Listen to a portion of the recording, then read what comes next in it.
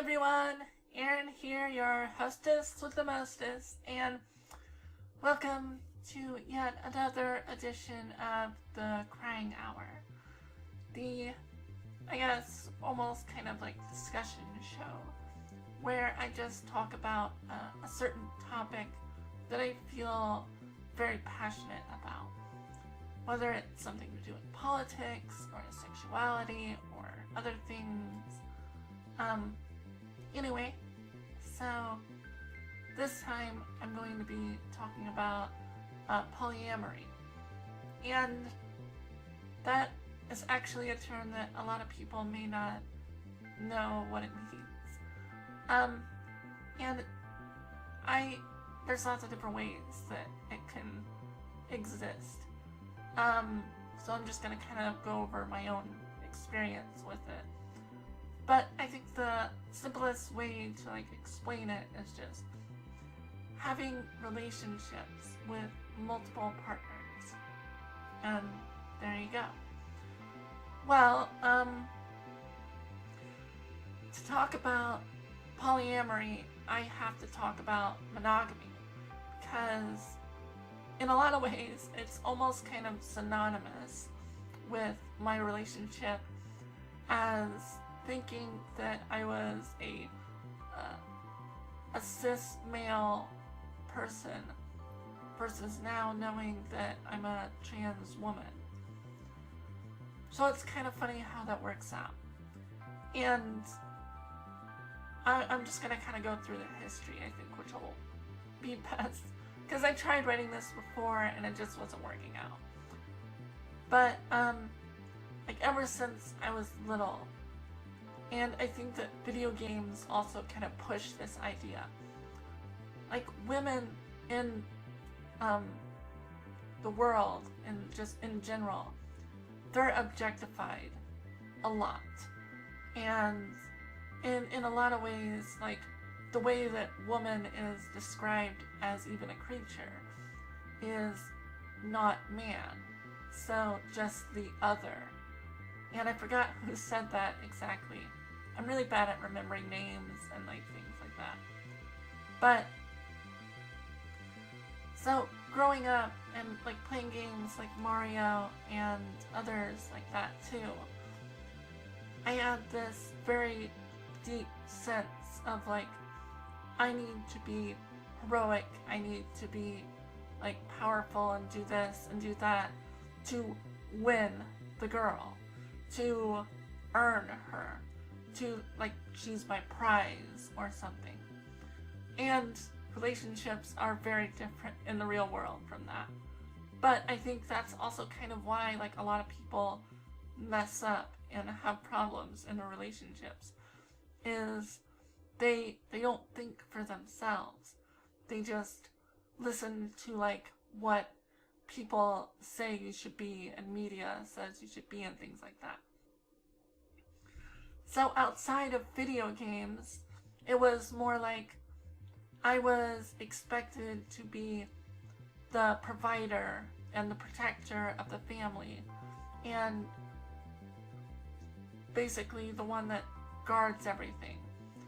And my spouse is meant to be the caretaker and the one that I guess does domestic things. And in that sense, it is a relationship, but it's also not necessarily. And I think that's how it kind of evolved for me and why I had problems with it.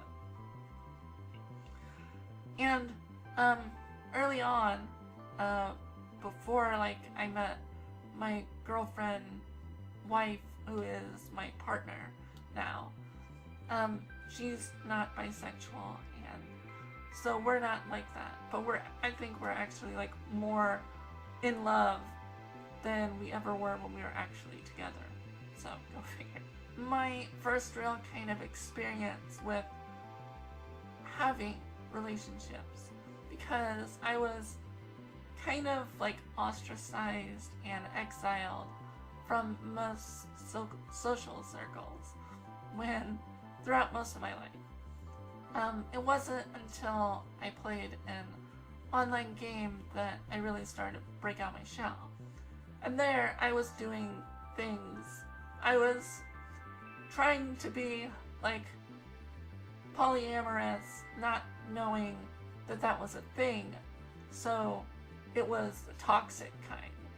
Like just flirting with everyone, cheating with everyone, doing whatever like I wanted and then getting busted for it. And I'm sure there's people that I really hurt a lot doing that, and I'm really sad for the way that I've acted. But that's with like this monogamous like mindset. This idea that you are going to find this one person that is going to mean everything to you. And that they're going to be your whole world. And you are also going to be their whole world. And maybe it's not quite one-to-one in that sense. But then there's like a lot of things that kind of hold you together that may not be associated with the actual relationship, which I think can like hurt relationships sometimes. And that's like the fact that you move in together, so now you live with them, and it's almost like you have to be on your best behavior or something, or you have like bank accounts together, so you're financially responsible for one another. And it's fine no longer being like your own person or just being yourself with your partner and having this partnership, or like just living as a unit. But I definitely don't think it's for me. And like there's a lot to unpack. I'm sure that I'm going to forget to say a lot of things.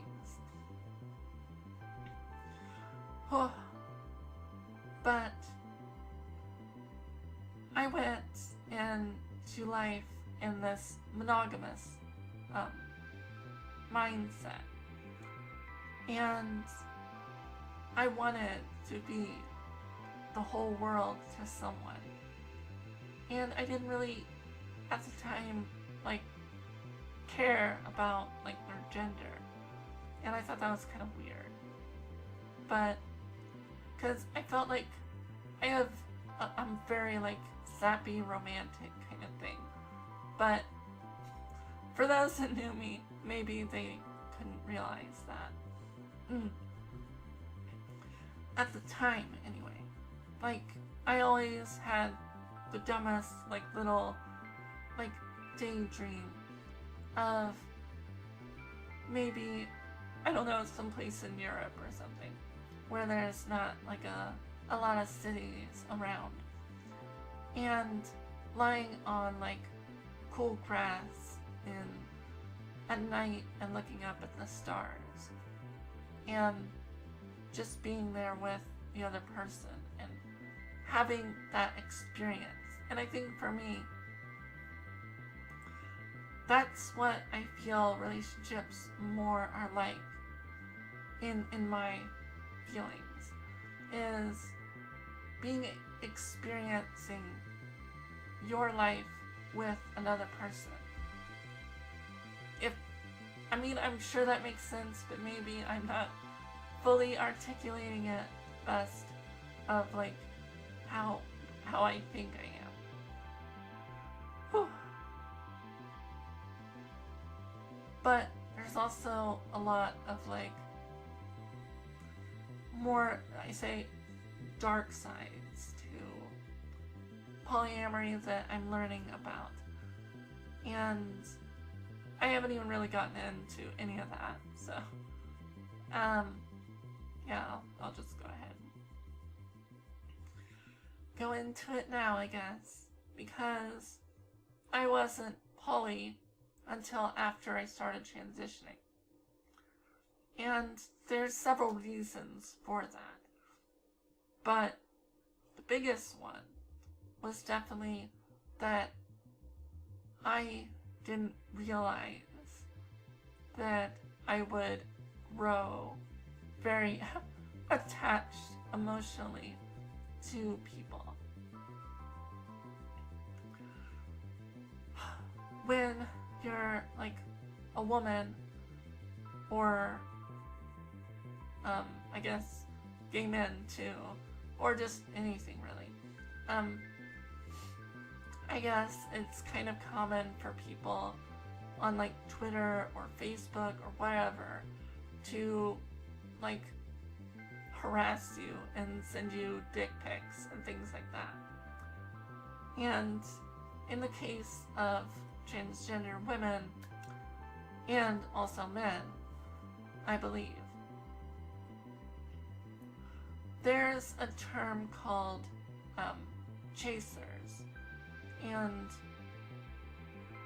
like, I know that there's other kind of chasers and it's attached to a slur, so I don't really want to say that slur, even though I know I did in another video. It's so stupid.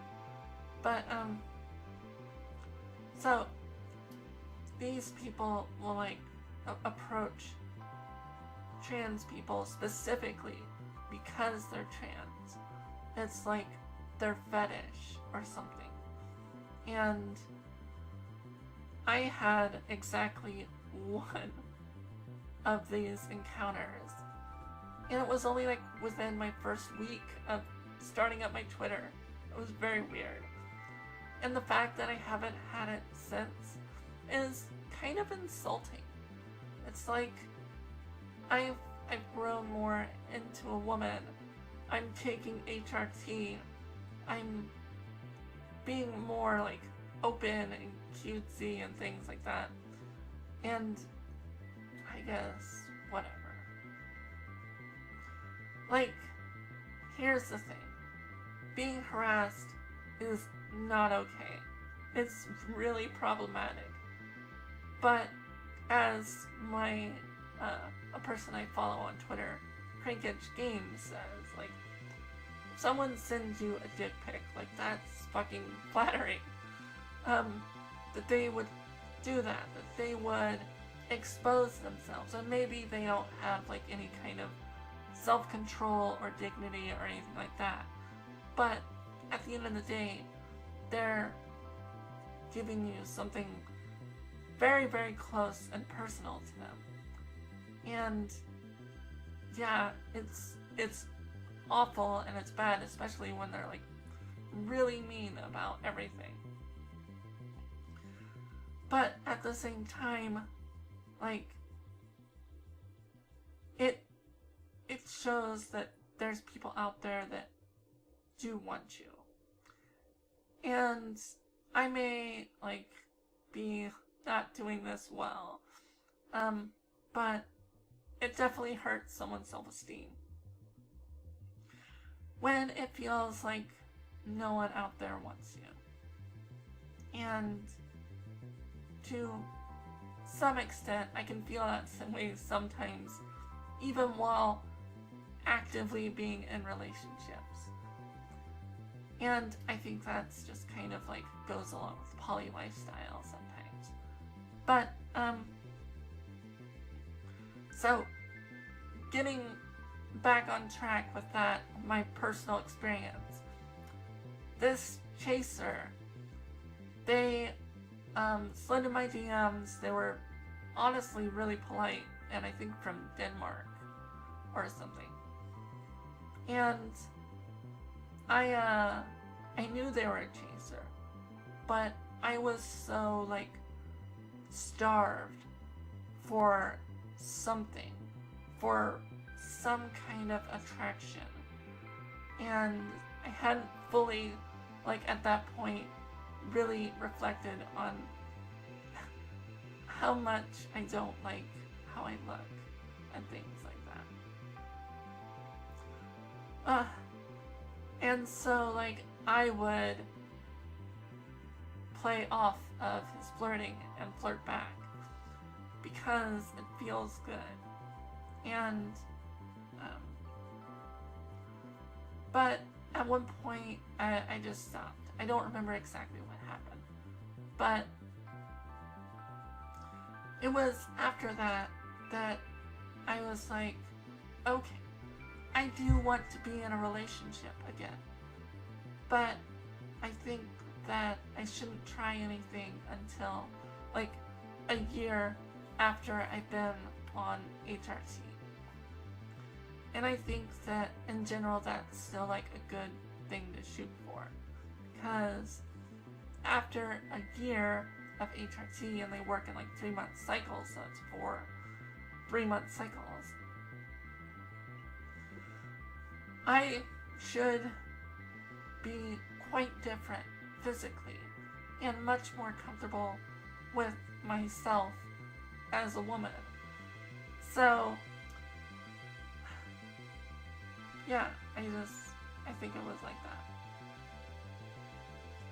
But similar to how it was in that online game, when I found like communities and I started interacting with people, I really just go hard on the whole like being attracted to my friends thing. And in a lot of ways, I can empathize with how a lot of guys feel like they're unattractive or they're not wanted. And for a long time, there's been this stigma of like, nerds aren't cute or hot or whatever. And for myself, what I learned is that what I'm really attracted to is passion. And if someone does something and they're passionate about it and they're willing to share it, it's very easy for me to just fall in love there. And but I wasn't going into this thinking that. There was this one guy who I am still with, and he was very, very nice and outgoing and charming and even flirty with like all of the trans girls in this one Discord server that I joined. Was like kind of my real first, I guess, online community. I would flirt with him as well. And when I flirt, I'm not very good at being subtle. It's more like I'm flirting because I want to see if you want to sex next, and then do other stuff. And I've definitely been kind of turned down by a couple people like that. But, yeah, when someone, like, reciprocated that flirtiness for the first time, like, that was when I first kind of fell hard. And that person made me feel really wanted and special. But I don't know if I'm still with them. I think that I've basically been replaced. And in a way, that is fine. Because, like I was saying about empathizing with these guys about not having girlfriends and feeling like they're not attractive or interesting or cool enough or whatever. And they totally are. It's just, it may not be like the kind of coolness that they're thinking. or whatever. Whew. I didn't really see myself as like having a relationship. I saw myself as being like someone to comfort and support my friends in every way I can, including sexually, until like they find someone who really fits like them. Whew. And with this person, I remember like I was really busy one weekend, and then I was messaging them, and I was about to send them like a little naughty gift thing, and then they told me like how, oh, they haven't been doing this or they haven't been doing that lately, and they met this girl where like that lives near them or whatever, and like they've been spending a lot of time with them, and like I'm cool with that. I support that. In a poly relationship, like you're not immune to being jealous at times or feeling left out. Like that is certainly possible, and also being cheated on. But if you're like trying to be possessive or feel like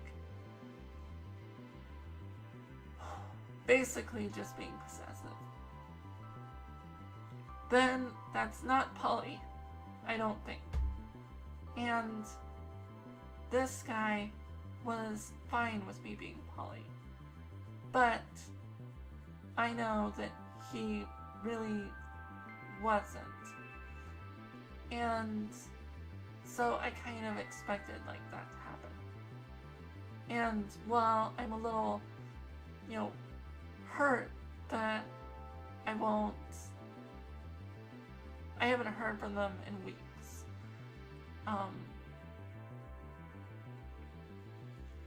And I don't think it's because like something bad happened to them in real life. I think something good happened to them. I mean, you know what I'm saying? He was just infatuated with me, almost obsessed. And a lot of times that more like obsessive tendency tends to be out of desperation. And the minute something better for them comes along, like that's when they'll change. And it's a very low bar to cross at this point, because that person's physically there with them, and I'm not. I'm several states away, and I don't know when I can go visit them or anything like that. So like really just do what's best for you. But after like having that connection with them, and then like feeling actually wanted, I realized that I still wanted to like wait a year on HRT, but I'm not sure if I really could. Because after that, I got up my own courage and actually approached the guy that I was flirting with and other girls were flirting with on Discord. And like, he is really talented and really sweet and really cool. That in that sense, I really like the idea of being with someone that I can empathize with. Plus, I think he's really sexy. It's just hard for me to say things like that on camera, I guess. Even though I probably said way worse things. It's weird. And I actually told my friend Ray this, like, because, like, it was maybe a week after I was talking to the first guy that, like, it sorta happened with the other guy too. And it was like, oh my god, am I a slut? Like, is that what I am? I have no idea. And, like, I think, especially with the kind of imagery and rhetoric that people talk about and show, like, it's very easy for women to be labeled as such and to feel like they're like that because they are desirable.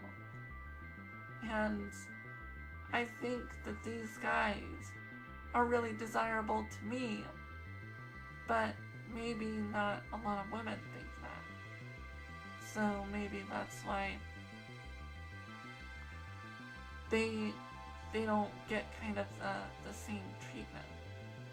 But it was also kind of this weird journey about being feeling okay and, like, I guess even sexy with my body enough to want to show it off, and hopefully people like it. And then I wasn't sure exactly if I would be bisexual or if I would be just a straight trans woman, because I've heard from HRT that, like, it can happen that way. Like, someone who was straight but not trans or not realizing that they're trans before HRT, and then after HRT it flips, because more so than just like their own sexual orientation, it's about expression of their gender. And it makes sense if you think about it like that. Like, if they're about a man with a woman, then they would want to be a woman with a man. Some people have a hard time grasping that idea. I don't, but I might not articulate it very well, so. And then came along someone else that kind of, like, triggered something in me. And this was the first, like, as a woman, being attracted and having a relationship with another woman. And she is also trans. And for me, I think that that is, like, easier than if it was a cis woman. Because I feel like more so than cis men and trans men, cis women would, I guess, judge me harshly in the bedroom. But I guess that's like the transphobia and, like, just turfy rhetoric that I see a lot and I worry about a lot, and I don't know how to ignore, but I'm getting off track. The thing is, and this is why a lot of trans women are trans beings, like, another trans woman will really kind of understand what you're going through, and they'll be able to appreciate and show all of like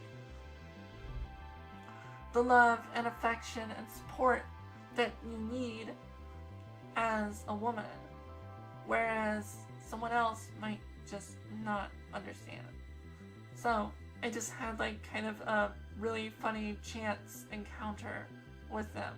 In fact, they were talking about like going on Tinder and stuff and looking for people and not having a whole lot of like success. And I was like, well, let me know like how all that goes, because I want to try and do that someday, and I've never done that, so I don't know how it's going to be. And then, as luck or fate, whatever would have it, there was one of those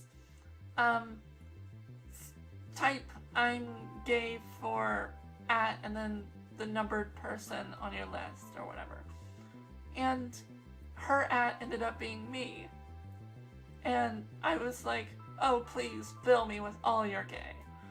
And yeah, so then we just kind of hit it off, and I hit it off like way more than the other guys that I've been with thus far. And I don't think it's because, well, it could be because they're a woman, could be because they're trans, but I also think that it's a combination of everything. That they were much more open about talking about things, and I really enjoyed that. And I just want to talk more and like hear more and learn more. And that's what I would like, you know, from other relationships too. And for the other guys that I'm with, like, I believe that they what's it called? Like, they flirt with other people too. But they're not actually with anyone else at the moment. Whereas she is with several people actively. And it was kind of like a learning, growing experience for me, because it was almost a on the other foot kind of thing. Like in the previous examples that I've given here, I was being a helpful friend who was supporting them even sexually, and also because of that having feelings for them. But they didn't have anyone else at the time. Whereas in this one, like, I was another person. But when it comes to poly, you can't think about like you're collecting people, or you're just another one of someone else's thing. Like, what I think is really important about it, and how it works, for me at least, is that when you are with that person, you are with them. You are sharing everything that you want to with them. You're not like ignoring them or treating them like they were doing anything bad or things like that. Which is, going back to like monogamy, part of the problem that I have with it. Like, I had such an awful feeling of inadequacy and needing to be this and not living up to it, that I no longer was like a person in the relationship, but I was more like just kind of a butler or something to that extent. Like, I wasn't an active participant in in sex either. Like, I felt like I was just a tool and easily replaced with just like a toy of some kind or something like that. And like, in a lot of ways, I feel like that is like both genders feel that, in that like women will feel like they're just a hole to stick in for like guys, and guys feel like all they are is like a motor attached to a penis. And in a lot of ways, because people have difficulty, I guess, getting along and having relationships, and just needing to have that physical and emotional release that comes with any kind of like sexual activity, that we've progressed quite a bit in what we have to offer in terms of like toys. Because like I didn't feel like I was part of a relationship. I shut down emotionally. I stopped actually caring for the person that I love in a loving sense. And that, and another reason, is why when I started transitioning, I fell in love with my wife all over again.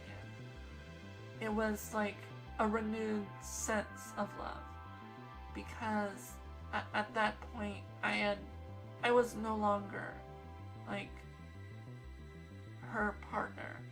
I was her roommate that just did things, I guess, or whatever. That's what I don't want from poly relationships. The idea that I am someone's everything, absolutely, and like I support the world, it's just too much pressure. I don't like the idea of having to be that relied upon. Not because I don't think I am reliable. It's just that I have severe doubts about myself constantly. And this is just another one of those cases. Like, when you're in a monogamous relationship, no matter if it was prearranged or you dated for years or whatever, like, people always cite things like divorce and forcing themselves to stay together for the kids and hating their spouse and being tired with lovemaking and things like that, and trying to like spice up the bedroom. And it's like, it's because there's so much pressure to be ever present, to be ever everything for this other person, that even though you are vulnerable and you are like sometimes having a really bad day and they lift you up, and other times they're having a bad day and you lift them up, it's that constantness of it all, that as awesome and special as people can be, sometimes they lose that feeling, I think. And even if they're meant for each other, and they are, they start to grow tired of each other. Sometimes life can be pretty boring, and from day to day, what new things are you going to do? Are you going to talk about? Are you going to experience with your other partner? So if you don't, if you just kind of let life happen and don't like actively, I guess, find out more, because everyone is so complex and they have so much depth that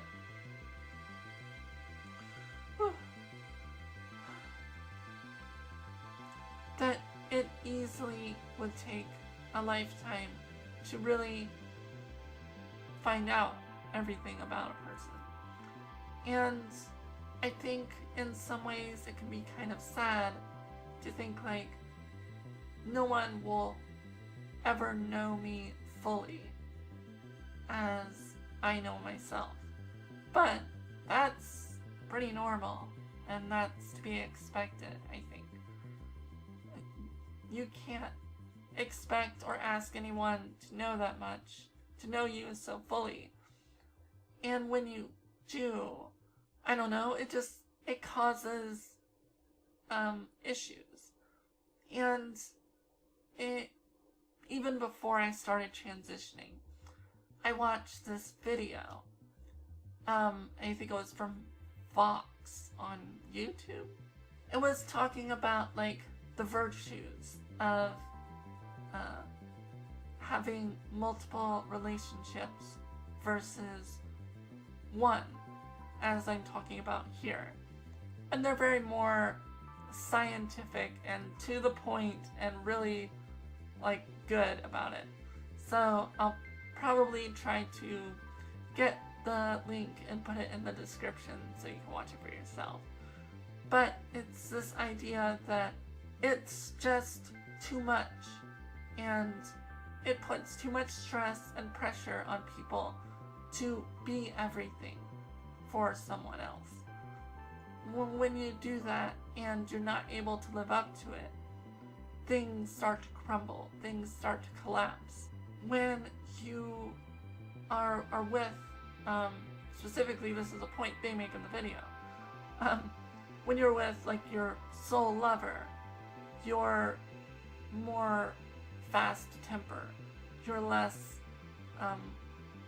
understanding of a situation.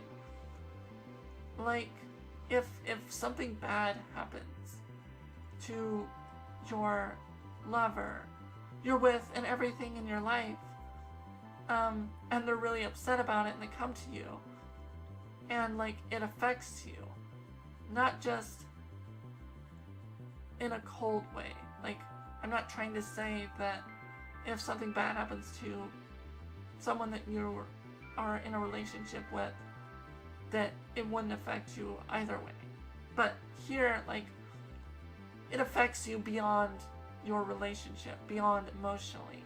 And then that can have, like, negative consequences on the relationship and put strain on the both of you.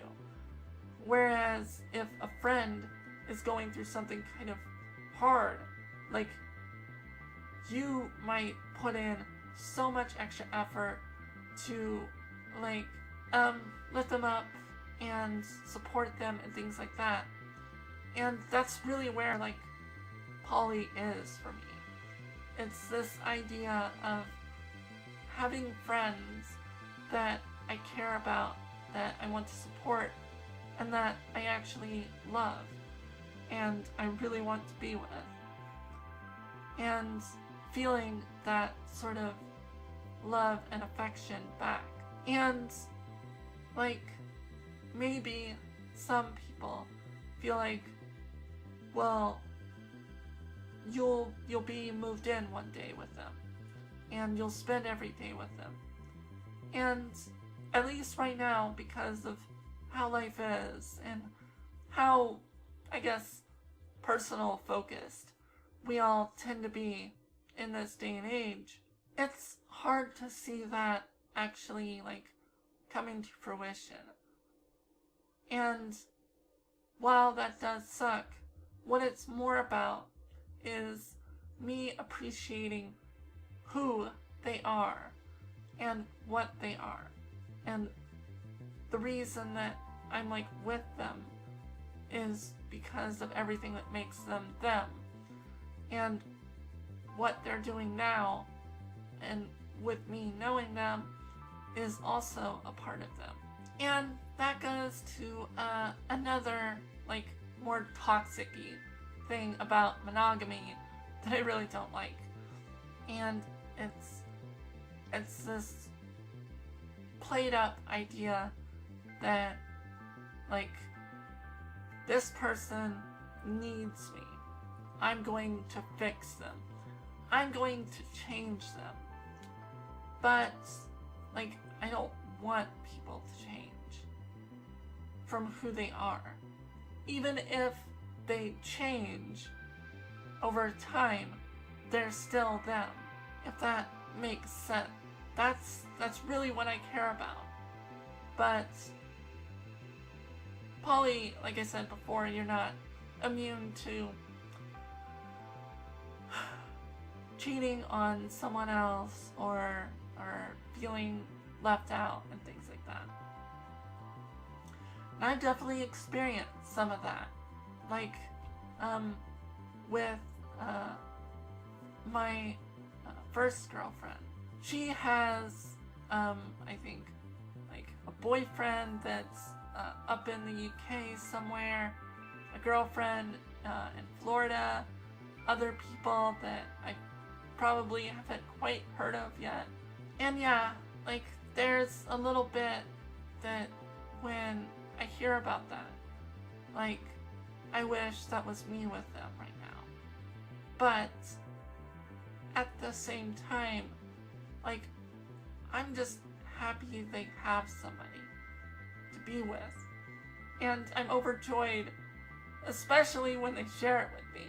But, like, when they're able to be with someone. And, frankly, I would love to, like, actually join in and, like, because this is more of a trans thing, I think. They talk about it a lot on Twitter, and it's like, trans women are so emotionally and physically starved for affection as their gender that they will misconstrue the slightest bit of, like, what's that called? Hospitality, as an invitation to be, like, more intimate. And I think that's kind of, like, how I sort of ended up in a lot of these situations. Because I've never had that before. I've never had people really be nice to me like this. And I don't know how to deal with it. I'm finding that it's much...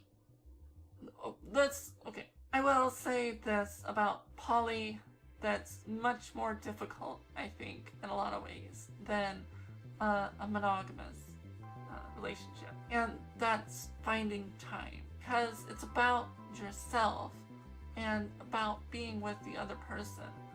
When you only have the one person, it's a lot easier to focus your time and, in a lot of sense, like, oversaturate it. But when you're, like, having to divide your schedules up and be with multiple people, like, I think that's where kind of people look down on polyamory and the negative effects of it. It's like, it's not your whole heart.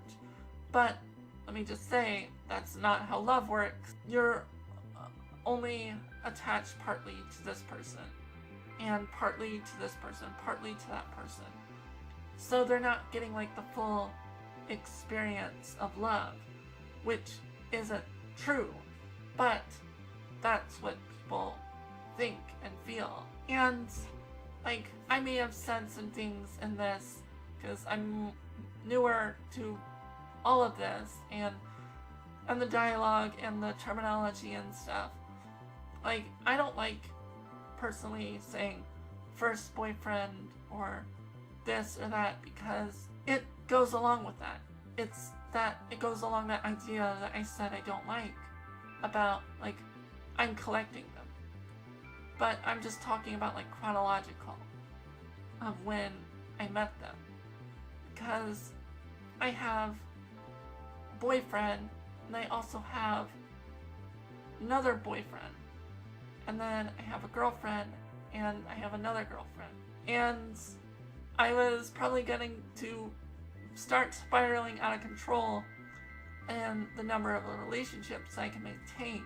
And it makes me kind of sad that more people aren't being more poly in the relationships, because I do feel like everyone deserves love and affection. And if that's like guarded by some idea that it has to be one person. I didn't even really get into, I guess, sort of the dating aspect of it and the judgmental stuff, which I guess I'll go into now. Because you are expected to be with this person for the rest of your life, you like try to carve them. That's why people are like, well, my types are this, this, this, and this, and this, and this. Because they want that to be perfect. They want it to be a representation of what they want and not actually a relationship with that person. And like some people might say like it's just high standards or something. But it's both about like their own life and how this person will affect it and other things. But I mean, think about like all the times in real life or TV shows or whatever, and like people ask this question: what are your hobbies? What job do you have? Like, what are your goals for future? Do you want kids? Things like that.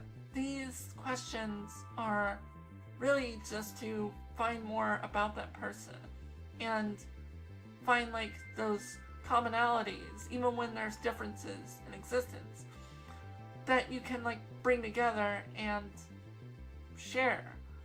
But there's an underlying part of it that's really toxic that I think a lot of people focus on. If they're not making this much money, then I won't be living this kind of lifestyle that I want.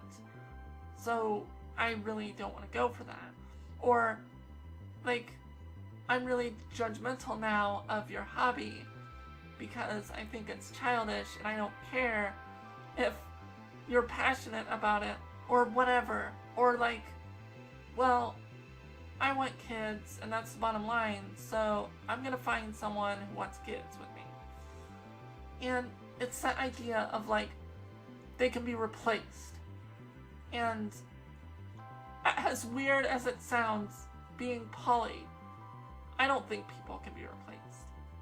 I think that everyone is unique, and what makes them unique and special in a relationship is what makes that relationship so nice. And the minute you try to like boil down someone to being a type and like casting them in all these different roles and setting them up, like that's the pressure I'm talking about that I don't like. That makes me feel like even if I'm this, or I'm doing this, or I'm trying my best, or I can show this, or I could show that, I'm not good enough. And I'm just more of like a pack mule kind of thing. And that kind of mentality is also reflected a lot in television shows and things like that. Before I transitioned, like I look at like the Homer Simpsons and the Peter Griffins of the world, and that's how I was treated by other people close to me, by society at large. Like that I was basically just a paycheck that measured all of my worth. So even if I didn't make like a whole lot, or if I didn't make anything at the time, that had a really strong reflection of my worth in the world as a partner in a relationship and whatever else you want to say. Whereas in poly, like, I want like my partners to be successful for themselves. It isn't about me. It's about them. The fact that they want to be with me makes me really happy. And I haven't been physically with any of them yet. So things might evolve and change when that happens. But I really don't think that they will. I think maybe for them, they'll just drop their guard a little more than to the point that like I have, I guess. Because it goes back to that pressure thing, to that feeling of the one and all of that. That like, because we haven't physically been together yet, a lot of my relationships are still sort of testing the waters. And in many cases, you need to do that. If you don't have physical chemistry at all, you can still be really good friends and really flirty and all that, but you don't need to worry about being in a relationship or trying to force one. Yeah, I don't really know what else I can say about that. Alright, so I guess to sum up all of that, or maybe not, I don't know. I'm poly, and big reason for that is that I am passionate about other people's passions. I want to be a part of their life as much as I want them to be a part of mine. But at the end of the day, we have separate lives. And if we can't live together, we can't do this or that like normal monogamous relationships would be, then I'm still okay. I can still be in that relationship. Then the last thing, and this goes along with like being trans, like appreciating the time and energy and attention that someone puts out there for you when like you're with them. If a relationship doesn't last very long, it's not like, oh, I wasted a couple months with that person, or I wasted a year with that person, or whatever. You are with that person, and you're enjoying your life with them when you are doing it. And not like doing it, but I just mean like when you're with them, spending time with them, doing things with them. That's kind of my philosophy on my life now. And my old philosophy was only looking at what the future was and what I was striving for and what I wanted to become and things like that. So that kind of goes along with like monogamy, because it's like people are like, well, I want grandkids one day, and I want kids, and I want a house, and I want this and that. The materialistic side of a relationship, and not looking at the person and like wanting to be with them. And I guess whether like, okay, monogamy is not bad. Like I said in the beginning, there's just a lot of things that I don't agree with it on. And like I said, with poly, there's a lot of things I do agree with on it, but it has its own problems and challenges for a lot of people too. So, and I'm sure there's like other ways of doing things too, but that's just how I see it. Yeah, I guess that's it for now. Well, I hope that for those that didn't know anything about polyamory, my long, incoherent rambling was somewhat helpful. At least either of you being poly yourself, or understanding where you should, like, if you're monogamous, be a more, like, open and loving and supportive person, and less judgmental, and less, like, this is what I need, or we need, and, like, I mean, it shouldn't be a surprise to think about the other person in a relationship, but I think so often, like, people just don't. That's the end. And if you stayed till the end, thank you. You're a real sweetheart. And take care, everybody. Bye.